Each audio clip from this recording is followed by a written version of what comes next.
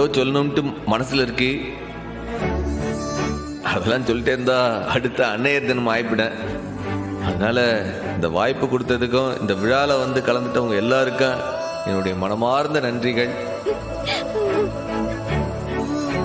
அப்புறம் இந்த விழாவில் கலந்துக்கிட்ட ஒவ்வொரு தாய்மாருக்கு உங்க எல்லாருக்கும் என்னுடைய அன்னையர் தின நல்வாழ்த்துக்களையும் தெரிவிச்சுக்கிட்டேன்.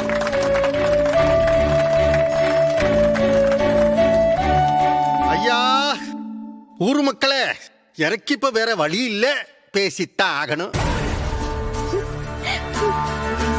இவன் என்னத்தையோ சொல்லுதான்னு நீங்க எல்லாரும் சேர்ந்து என்னவோ சும்மா கை தட்டிக்கிட்டே இருக்கீங்க.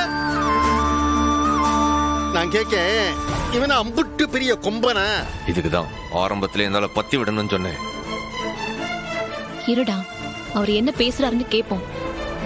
அதை கேட்டுட்டு நாமளும் பதில் சொல்லிக்கலாம். நீ கொஞ்சம் பொறுமையா இரு. இவன் என்னவோ தங்கச்சி தங்கச்சின்னு பாசம் பொங்க பேசுதானே. இவன் எல்லா தங்கச்சிக்கும் ஒரு நல்ல அண்ணனா இருந்தானா? இப்ப கூட பாருங்க, 3 பேரை பத்தி பேசினவே, 4வதா ஒருத்திய பத்தி பேசாம விட்டானே.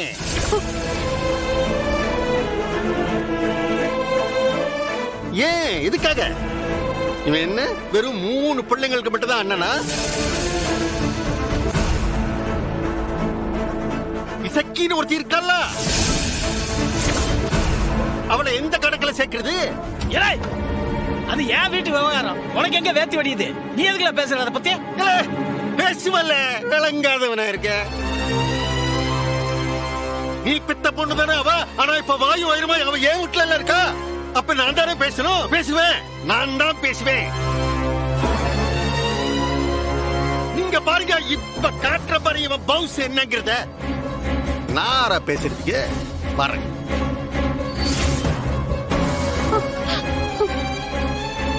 இது உன் வேலை தானே? அவளும் உன் தங்கச்சி தானே? இந்த வேண்டான்னு உதறி விட்டு போனவன் எதுக்குல எங்க வந்து நிக்கா? எதுக்கு அந்த ஆள் கூட்டு வந்திருக்கான்? நீ எதை பத்தியும் கவலைப்படாத, நான் பாத்துக்கிறேன். மேடையில ஏறி வந்து ஏதாச்சும் பேசி கீசி ஏதாச்சும் நாடகம் ஆடணும். நடக்கிறதே வேற சொல்லிவிட்டேன். நீ பேசாதடா, முதல்ல நீ பேசாம போய் உட்காரு. எல்லாத்தையும் நான் பாத்துக்கிறேன். அண்ணன் ஒரு நிமிஷம் வரமா.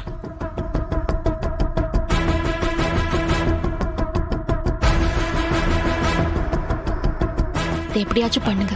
சரிம்மா, நான் பாத்துக்கிறேன்.